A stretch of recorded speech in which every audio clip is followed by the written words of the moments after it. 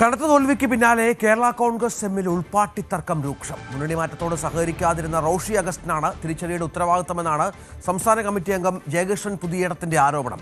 തോൽവിക്ക് പിന്നാലെ കേരള കോൺഗ്രസ് എമ്മിന്റെ സംസ്ഥാന പാർട്ടി പദവി പോലും ചോദ്യചിഹ്നമായിരിക്കുകയാണ്. കേരള കോൺഗ്രസ് ജോസഫ് വിഭാഗവും ഇക്കാര്യത്തിൽ പ്രതികരിച്ചിട്ടുണ്ട്. ജോസഫ് വിഭാഗത്തിനും വലിയ ആശ്വാസകരമായ ഫലമാണ് ഇന്നലെ കഴിഞ്ഞ ദിവസം വന്നത്.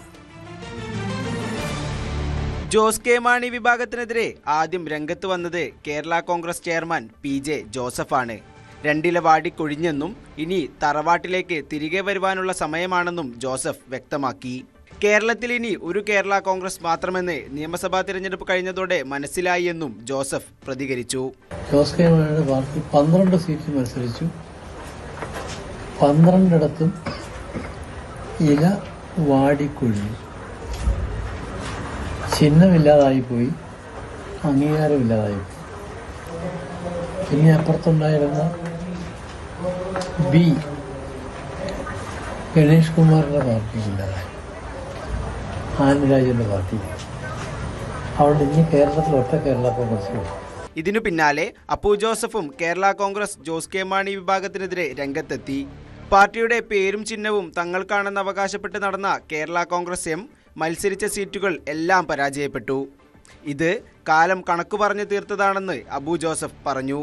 ചിഹ്നവും പാർട്ടിയുടെ പേരുമൊക്കെ തങ്ങൾക്കായി എന്ന് അവകാശപ്പെട്ട് നടന്ന ഒരു വിഭാഗം ഇന്ന് 12 തോൽക്കുകയും യഥാർത്ഥ കേരള കോൺഗ്രസ് കർഷകരോടൊപ്പം നിൽക്കുന്ന കർഷക ശബ്ദമായ PJ ജോസഫ് നേതൃത്വം കൊടുക്കുന്ന കേരള കോൺഗ്രസ് 8 സീറ്റ് മത്സരിച്ച് 7 സീറ്റിൽ ഉജ്ജ്വല വിജയം നേടുക എന്ന് പറയുന്നത് അത് കാലം ഒരു കണക്ക് പറഞ്ഞു തീർത്തതാണ്. കനത്ത തോൽവിക്ക് പിന്നാലെ മന്ത്രി റോഷി അഗസ്റ്റിനെതിരെ കേരള കോൺഗ്രസ് എമ്മിൽ വലിയ അമർഷം പുകയുകയാണ്.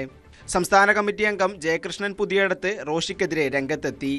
പാർട്ടിയെ വലിയ തോൽവിയുടെ പടുകുഴിയിലേക്ക് നയിച്ചത് റോഷിയാണെന്നാണ് ജയകൃഷ്ണന്റെ ആരോപണം.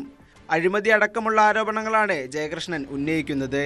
മുഖ്യമന്ത്രി ഭീഷണിപ്പെടുത്തിയാണ് റോഷിയെ മുന്നണിയിൽ നിർത്തിയത് എന്നടക്കമുള്ള ആക്ഷേപങ്ങളും ഉയരുന്നുണ്ട്. ജനവികാരം എന്താണെന്ന് മനസ്സിലാക്കി അതനുസരിച്ച് പ്രവർത്തിക്കാൻ വേണ്ടി പാർട്ടിയിലെ 99.9% ആളുകൾ തയ്യാറായതാണ്. അധികാരത്തിൽ നിന്നും മാറുവാൻ ഒട്ടും താല്പര്യം കാണിക്കാതിരുന്ന റോഷി അധികാരത്തോടുള്ള താല്പര്യത്തിന്റെ പേരിൽ മാത്രം ഈ പാർട്ടിയെ ഉറ്റുകൊടുത്തുകൊണ്ട് ചെയർമാനെ ബലിയാടാക്കുകയാണ് ചെയ്തത്. ജയകൃഷ്ണന്റേത് പാർട്ടിയിലെ ആദ്യത്തെ പൊട്ടിത്തെറിയാണെന്നാണ് വിലയിരുത്തൽ. വരും ദിവസങ്ങളിൽ കൂടുതൽ പേർ റോഷിക്കെതിരെ രംഗത്തെത്തുവാനാണ് സാധ്യത.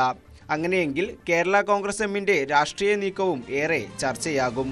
ന്യൂസ് 18 ഇടുക്കി.